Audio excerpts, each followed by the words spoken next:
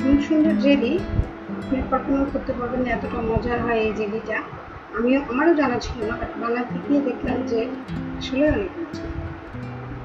আজকে আমি এই জন্য আপনাদের সাথে শেয়ার করতে এসেছি। এটা মালটার একটা জেলি। তো আমার আজকের রেসিপি হচ্ছে মালটার জেলি।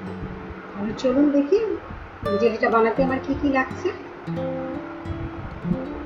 নিয়ে নিয়েছি ফ্রেশ মালটা। এটা আমার ঘরে মালটাগুলো ছিল, অনেকগুলো ছিল, এই জন্য ভাবলাম যে কিছু একটা করা যায় কি। এটাকে আমি ভালো মতো ধুয়ে নিলাম, পরিষ্কার পানি দিয়ে আমি ধুয়ে নিলাম, 2-3 বার করে ধুয়ে নিয়েছি। এবার আমি মালটাগুলোকে কেটে নিব। এই অংশটাকে ফেলে দিবেন। আমি একটু বেশি ডাব করে ফেলেছি, কিন্তু অতটা ফেলার দরকার নেই। আমি 4 কোনা করে কেটে নেব। প্রত্যেকটা মালটাই আমি 4 কোনা করে কেটে নিয়েছি।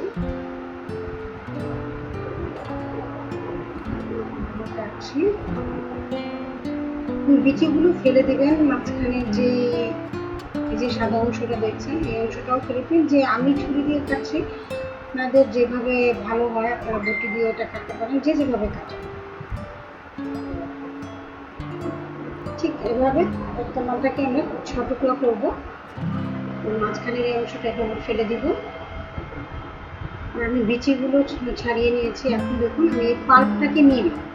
আমি জেলিটা শুধু রস দিয়ে করবো না, আমি পাল্প সহ রসটা নেব। এটার আলাদা একটা টেস্ট, কল্পনা করতে পারবেন না এতটা টেস্ট। আমার কাছে মনে হলো যে বাজারের থেকে কিনে যে জেলিগুলো আমরা খাই, সেই জেলিগুলোর চাইতে এই জেলিটা অনেক বেশি মজা। এখানে আমি পাল্পগুলো দেখুন সবগুলো কেটে নিয়েছি। কেটে ওই যে জুলিয়ান কাট করে রেখেছিলাম,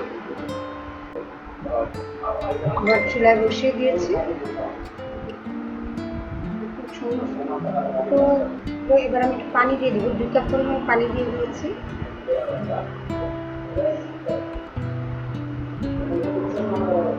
আমি এটাকে ভালো মতো নেড়েচেড়ে গরম করে নেব। এটাকে কন্টিনিউয়াস নাড়তে হবে, তো তলানিতে লেগে যাবে। সেটা নেড়েচেড়ে দেবেন। আর একটা মিডিয়াম লো হিটে রান্না করবেন। প্রথমে আঁচটা একটু বেশি করে দিয়ে তারপরে চুলার আঁচটা মিডিয়াম টু লো হিটে দিন। নাড়তে থাকুন। এখন দিয়ে দেবো 1 চা চামচ কর্নফ্লাওয়ার, এটা গুলে নিয়েছি।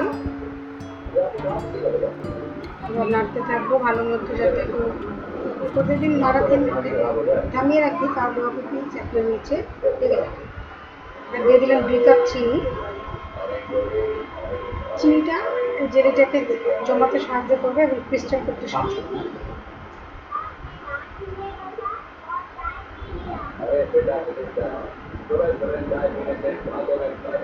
এখন আমি এটা মাখতে থাকবো। মোটামুটি এটা হয়ে আসছে। এখন আমি দিয়ে দেবো এটা লেবুর রস।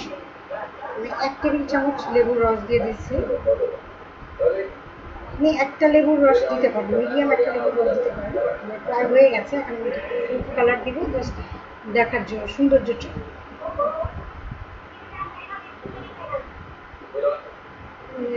আমার হয়ে গেছে এটা, আমি এখন নামিয়ে ফেলবো। 1 মিনিটের মতো এটা চাল পৌঁছানো হয়ে গেছে। দেখছি যেটার কনসিস্টেন্সিটা ঠিক এরকম হবে। এর চেয়ে বেশি করতে গেলে আপনার জমে যাবে অনেক বেশি। হয়ে গেছে, দেখুন কতটা সুন্দর হয়েছে, কতটা ক্রিস্টাল ক্লিয়ার হয়েছে। একটা কাঁচের পাত্রে আমি ঢেলে নিয়েছি। দেখুন কতটা ক্রিস্টাল হচ্ছে। যদি বন্ধুরা, যদি ভিডিওটা ভালো লেগে থাকে তাহলে অবশ্যই এটা লাইক কমেন্ট করবেন। বন্ধুরা, পরবর্তী ভিডিও নিয়ে আবারও চলে আসবো। ভালো থাকবেন, সুস্থ থাকবেন। আল্লাহ হাফেজ।